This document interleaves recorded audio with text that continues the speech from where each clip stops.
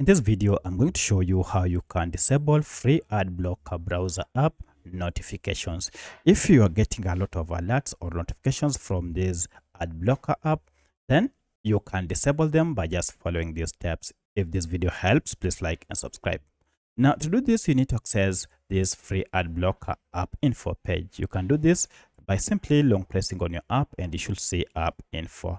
Depending on your smartphone, if you are missing app info, you should see a settings gear just like this one next to this pop-up, or even the name of the app. Tap on any of this to access its app info page. You can also access the app info page by also going through settings.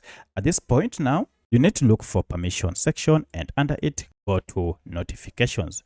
As you can see, all these notifications are on. Among them, notification badges, floating notifications, lock screen, play sound, as well as vibration and permanent notifications. Instead of turning off one by one here, just toggle show notifications button off, and this will disable all the other notifications. At this point, you'll never again receive alerts or notifications from this ad blocker app. So that's how you can permanently disable notifications or alerts from free ad blocker browser app. If you have any other question, kindly let me know in the comment section.